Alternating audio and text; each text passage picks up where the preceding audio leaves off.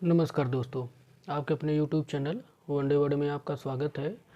दोस्तों, हम कल की क्लास में देखे थे धातु तक हम लोग देखे थे दोस्तों। तो आज हम देखेंगे जो छूटा हुआ टॉपिक जहाँ से वो अधातु।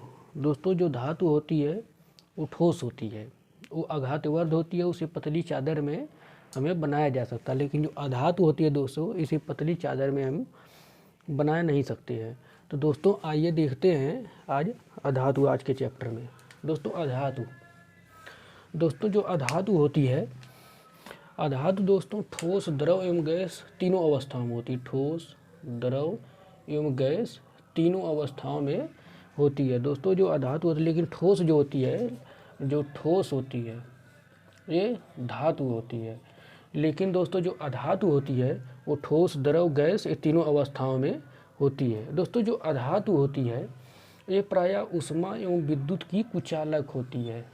दोस्तों ये ध्यान रखिएगा, जो अधातु होगी वो विद्युत एवं ऊष्मा की कुचालक होगी। लेकिन दोस्तों यहीं पर आप लोग धातु देखे थे, धातु जो कि सुचालक होती है दोस्तों इस तरीके से। लेकिन इसके अपवाद भी हैं, जैसे अपवाद में हीरा और ग्रेफाइट।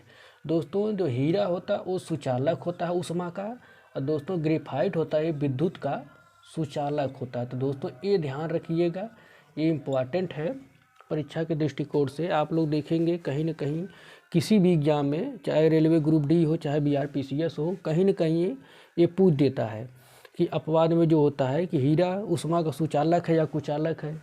ये ज़्यादातर दोस्तों हीरा और ग्रेफाइट वाला ज़्यादा पूछता है, क्योंकि दोस्तों ये अपवाद में है तो इसी वजह से इसको पूछता है, ताकि लड़के कंफ्यूज हो और अधातु को धातु समझ ले।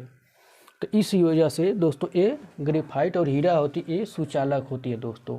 तो ये भंगुर भी होती है दोस्तों ये भंगुर होती है।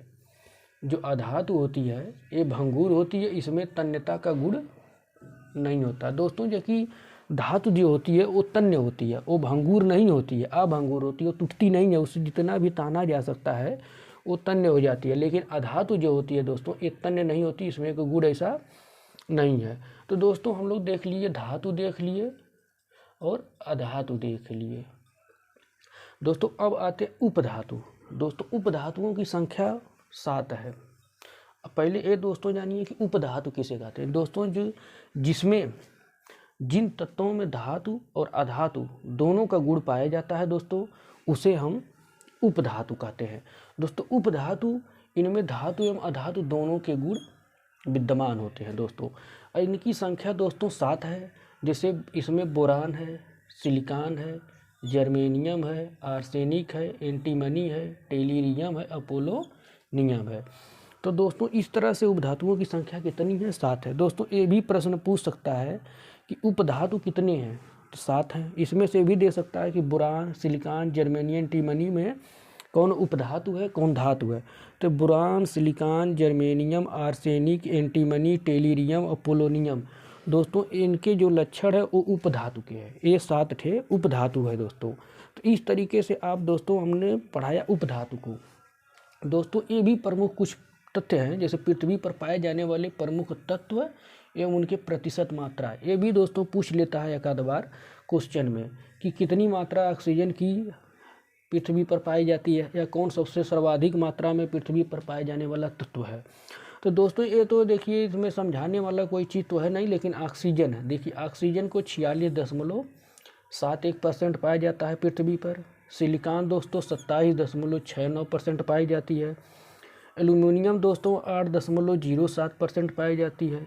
आयरन जो होती है 5.05% पाई जाती है। और कैल्शियम दोस्तों 3.65% पाई जाती है। तो दोस्तों हमने ये जो 5 केवल लिखा है, तो जो इम्पॉर्टेंट है, इसमें ज़्यादा जो पूछने की चांस होता है कि पृथ्वी पर कौन तत्व पाए जाते हैं, हम केवल उसी को यहाँ पर मेंशन हमने कर रखा है, ताकि ये ज़्यादा दोस्तों लिख दिया जाता तब भी याद नहीं होता है, वो बोरिंग टाइप महसूस होने लगता है।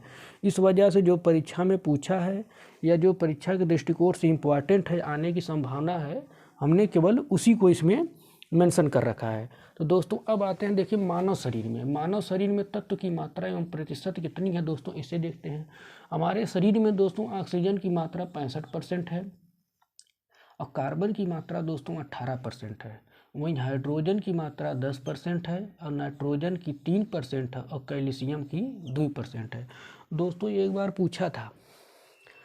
बार पूछा था कि दोस्तों मानव शरीर में सिलिकॉन की मात्रा पाई जाती है कि नहीं पाई जाती है। एक बार पीसीएस में पूछा था दोस्तों कि मानव शरीर में सिलिकॉन की मात्रा इतना होती है, जो कि गलत है, क्योंकि मानव शरीर में सिलिकॉन पाया ही नहीं जाता है दोस्तों। ऑक्सीजन पाया जाता है, कार्बन, नाइट्रोजन और कैल्शियम।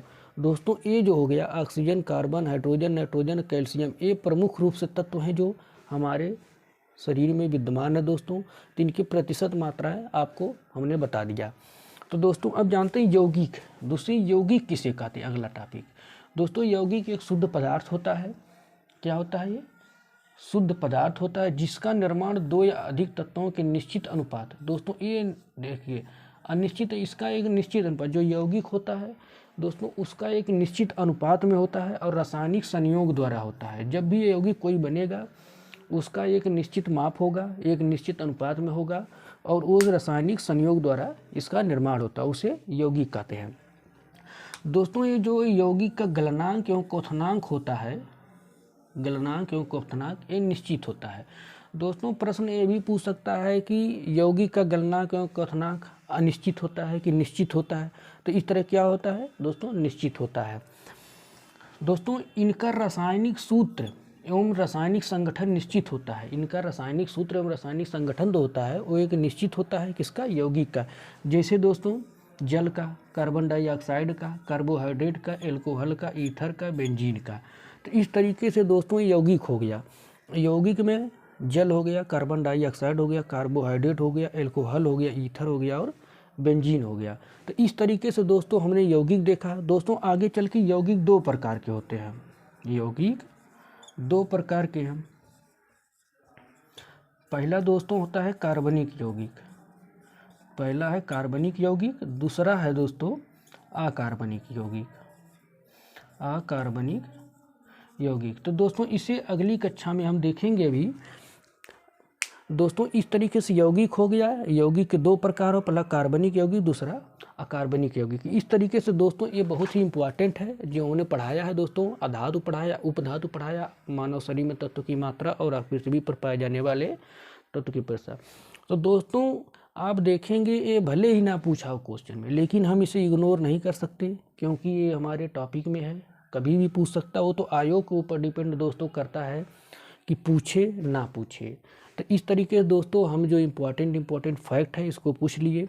दोस्तों क्या होता है कि हम जो प्रीवियस ईयर का याद करके जाते हैं उसी को हम पढ़ा देते हैं, तो उसमें भी आप लोगों को घाटा होता है। क्योंकि दोस्तों यदि प्रीवियस ईयर में जितना पढ़ाए अगर वो ना पूछा तब क्या करेंगे आप लोग। तो इस वजह से टॉपिक वाइज जो इम्पोर्टेंट है उसको पढ़ते चलिए।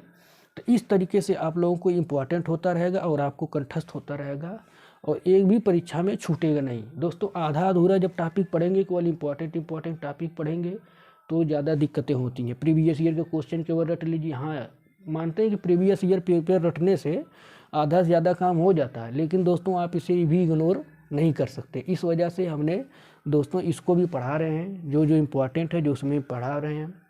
जो प्रीवियस ईयर में आया उसको भी हमने इसमें मेंशन कर रखा है दोस्तों। तो इस तरीके से दोस्तों हमने धातु पहले कल पढ़े थे धातु, आज पढ़ेंगे उपधातु, और आज पढ़ें पृथ्वी पर पाए जाने वाले तत्व। तो दोस्तों यौगिक दो प्रकार के होते हैं। कौन कौन होते हैं दोस्तों? कार्बनिक यौगिक और दूसरा अकार्बनिक यौगिक। दोस्तों इसमें अंतर यह है कि ये विद्युत के कुचालक होते हैं और अकार्बनिक जो होते हैं वो सुचालक होते हैं। दोस्तों जो कार्बनिक यौगिक होते हैं वो जल में अघुलनशील होते हैं और अकार्बनिक यौगिक जल में घुलनशील होते हैं। दोस्तों कार्बनिक यौगिक ज्वलनशील होते हैं और जो अकार्बनिक यौगिक वो ज्वलनशील नहीं होते हैं। तो दोस्तों इस तरीके से कार्बनिक और अकार्बनिक यौगिक दोस्तों कोई ज़्यादा इम्पोर्टेंट नहीं है, लेकिन अब दिया है तो इसके प्रकार हैं तो थोड़ा सा देख लिया गया इसके बारे में।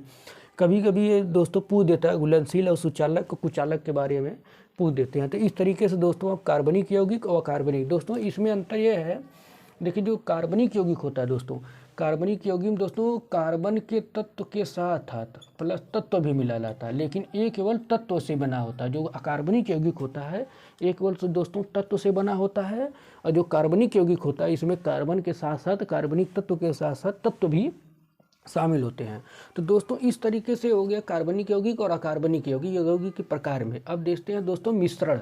दोस्तों मिश्रण दो या से अधिक तत्व मिलकर बिना किसी निश्चित अनुपात के जिन पदार्थों को निर्मित करते हैं उन्हें मिश्रण कहते हैं। दोस्तों दो या से अधिक तत्व मिलकर बिना निश्चित अनुपात में जब कोई निर्माण करते हैं तत्व का तो उसे मिश्रण कहते हैं। जैसे इसमें दोस्तों इसका रासायनिक संगठन एवं रासायनिक सूत्र निश्चित नहीं होता है। दोस्तों इनका भी रासायनिक सूत्र रासायनिक संगठन कोई निश्चित नहीं होता है। जैसे दोस्तों रक्त हो गया, दूध हो गया, हवा हो गया, बर्फ हो गया। तो दोस्तों इनके उदाहरण मिश्रण का जरूर याद रखिएगा। दोस्तों रक्त, दूध, हवा पूछ देता है। दोस्तों एक बार पीसीएस में पूछ चुका है, ग्रुप डी में पूछ चुका है कि हवा, जो हवा होती है वो मिश्रण है, यौगिक है, तत्व है, क्या है। तो दोस्तों आप वेरी इंपॉर्टेंट ये है, तो दोस्तों इसको याद रखिएगा। रक्त जो है मिश्रण है, दूध क्या है मिश्रण है, हवा क्या है मिश्रण है, बर्फ क्या है ये मिश्रण है। तो दोस्तों जो मिश्रण भी होते हैं इसमें दो प्रकार के मिश्रण होते हैं दोस्तों, एक समांगी मिश्रण, एक विषमांगी मिश्रण। दोस्तों जो समांगी मिश्रण होता है इसमें जो समांग होता है इसमें समान रूप से इनके अवयवी तत्व समान रहते हैं। इनकी हम कितना मात्रा क्या मिला इनको हम बारीक रूप से मतलब इनका भेद हम नहीं कर पाते हैं, इनकी अवयवी पदार्थों का हम भेद नहीं कर पाते हैं। जैसे चीनी एवं जल का विलयन, जैसे चीनी और जल का विलयन हमको मिला दिया जाए तो हम ये उसको देख कर नहीं बता पाएंगे कि कितना मात्रा इसमें चीनी की है और कितना मात्रा इसमें जल की है। इसी प्रकार नमक और जल का विलयन, तो दोस्तों इसी प्रकार से जो समांग होता है उसको समान रूप से मिलाया जाता है, उसका भेद हम कर लेते हैं कि इसमें कितना क्या चीज़ मिलाया गया वो दिखता है। और वहीं जो दोस्तों होता है विषमांगी मिश्रण। दोस्तों विषमांगी मिश्रण जो होता है इनके अवयवी पदार्थों का भेद हमें मिल जाता है, इसमें इनका भेद हमके नहीं मिलता है। इसमें जो हमें भेद समांग मिश्रण में हमको भेद अवयवी पदार्थ का नहीं मिलता है कि कितना क्या चीज़ मिलाया गया क्या नहीं, इसमें आपस में घुल जाते हैं। लेकिन दोस्तों जो इनका अवयवी पदार्थ होता है विषमांगी के उनको भेद मिल जाता है। जैसे बालू और नमक का विलयन। दोस्तों अगर बालू और नमक का मिश्रण यदि कर दिया जाए तो हम लोग जान जाते हैं कि कितना बालू है कितना नमक, क्योंकि हमको साफ दिखता है। इसी तरीके से आटा व पानी का मिश्रण दोस्तों, इसी तरीके से पानी और मिट्टी के तेल का, जैसे अभी पानी में मिट्टी का तेल डाल दिया जाए, इसमें और डाल दीजिए पानी और मिट्टी के तेल का विलयन मिश्रण है। तो दोस्तों इस तरीके से विषमांगी मिश्रण हो गया। तो दोस्तों इस तरीके से आज के क्लास में हमने देखा यौगिक में कार्बनिक अकार्बनिक, मिश्रण में हमने देखा समांगी और विषमांगी। तो दोस्तों हमने कल देखेंगे, जो कल का चैप्टर बहुत इंपॉर्टेंट होगा दोस्तों, मिश्रण को पृथक करने की विधियाँ, जिसमें हम देखेंगे दोस्तों अवकरण होगा, ऊर्ध्वापातन हो गया दोस्तों, आसवन हो गया, वाष्पीकरण हो गया, प्रभाजी आसवन हो गया। तो ये सब हम देखेंगे दोस्तों कल के क्लास में, चूँकि एक ही क्लास में उसको पढ़ाना है दोस्तों कल, तो इस तरीके से कल देखेंगे। धन्यवाद दोस्तों, लाइक और सब्सक्राइब जरूर करिए। कल मिलते हैं एक अच्छी क्लास में। धन्यवाद।